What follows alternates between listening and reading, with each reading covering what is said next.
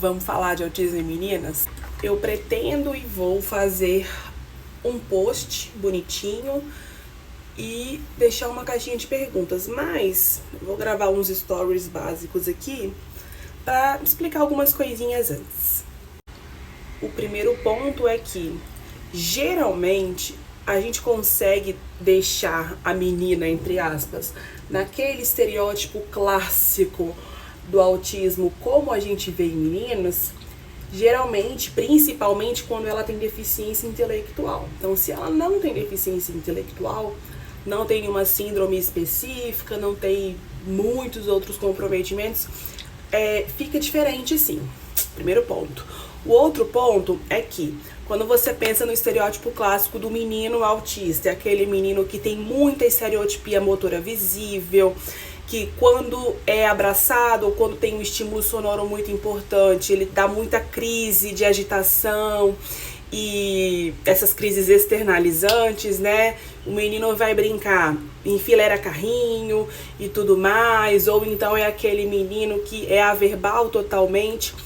Entenda que essas manifestações, esses sintomas são decorrentes de alguma dificuldade que tem dentro da cabeça, dentro do cérebro, mas eu posso eu posso ter as mesmas dificuldades e manifestar isso de formas totalmente diferentes. E é o que normalmente a menina faz, né? Nem sempre é aquela coisa, de não olha no olho, não fala, não sei o que. Não, dá pra manifestar tudo isso de jeito diferente. Você concorda que às vezes se você vê um menino enfileirando muitos carrinhos, girando sem parar, ou pegando uma bola, rodando o tempo inteiro, pode chamar mais atenção do que se você vê uma menina quietinha, sentada, com uma boneca, penteando o cabelo dela, sem parar. Fica lá, penteando.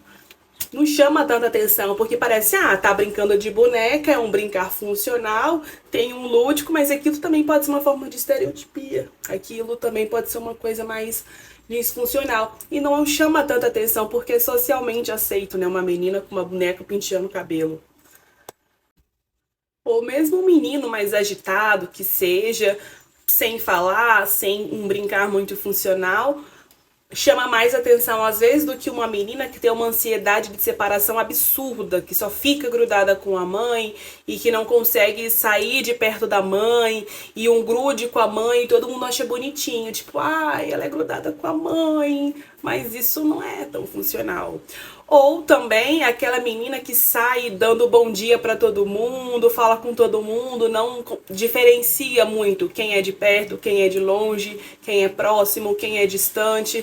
Não tem muito esse traquejo, esse trato de quem é conhecido, de quem é desconhecido, sai cumprimentando todo mundo também acha isso bonitinho, né? Não chama tanta atenção isso como um comportamento atípico.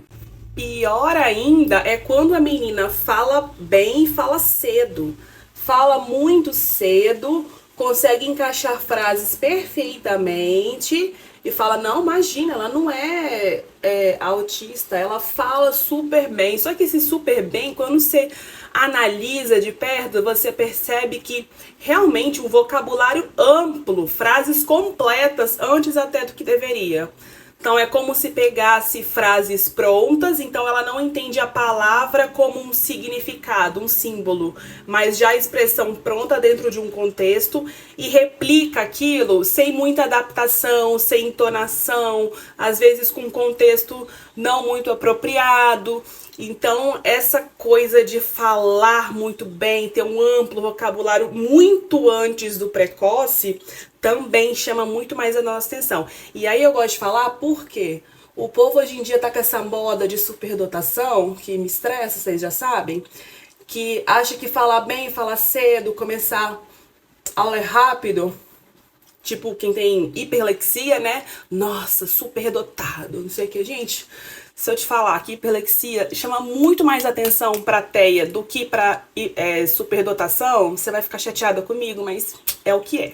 Aí você vai vendo que são muito mais alterações qualitativas do que quantitativas, assim, necessariamente. Porque é a forma de manifestar que é diferente. E a questão da sociedade também, isso influencia. tá? De novo, sem militância aqui, sem nada, mas é como as coisas são. Não tô dizendo que é certo ou errado, tô apenas dizendo como funciona. E aí tem outro ponto que é meio polêmico. Quer dizer, não é polêmico, vai. Depende de como você enxerga isso. Enxerga com o coração aberto.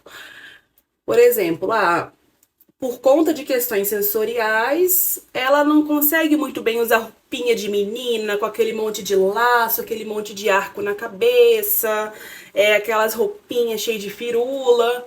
Então prefere às vezes um camisão solto e tal. A brincadeira do lúdico que menina muitas vezes tem, às vezes eles não têm muito, então prefere o quê? Vai brincar com os meninos, jogar bola, sabe, brincadeiras mais soltas. Então vem muito do que? Às vezes a menina já vai percebendo que ela mesma é diferente, começa a se identificar com preferências do gênero oposto, e isso pode causar, sim, confusão, ou então isso apenas ser mais aceito no sentido de que, ela gosta de brincar com os meninos mesmo, ela gosta de esporte, ela gosta de, sei lá, enfim, qualquer outra coisa. Mas às vezes, não que seja errado, é óbvio que não, mas eu digo assim, é uma forma de manifestar como que ela não suporta aquelas coisinhas de menina. Não por ser de menina, mas porque as coisinhas de menina incomodam. Lacinho na cabeça, coisa apertando, firula na roupa, roupa cheia de botão, tecido diferente, entende? Calçado, sandalinha aberta com fivela. Então, por isso que não aceita muitas vezes, saca?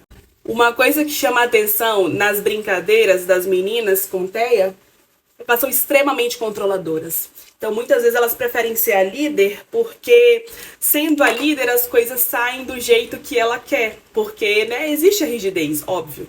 Então, é muito disso. Ama jogar futebol, mas vai perder um gol pra você ver. Então, não, às vezes ela prefere ser juíza e ficar lá apitando o que é, o que não é, porque se perder um gol, minha filha, acaba o mundo. E aí, quando que vem a maior demanda e os maiores dramas, quando geralmente vão ser é, diagnosticadas, né, identificadas? Quando realmente chega na adolescência, porque não tem jeito, a demanda social aumenta e aí não acompanha. E aí percebe que fica mais deslocado, aumenta a ansiedade, aumenta a depressão, e muitas vezes meninas autistas, elas são diagnosticadas depois da sua comorbidade. Então vem a comorbidade antes e depois ela consegue ser diagnosticada porque passou desapercebido mesmo, né? Muitos sinais são sutis e socialmente aceitos e facilmente justificados por outras questões. Então, isso é bem comum. Então, em resumo, é isso.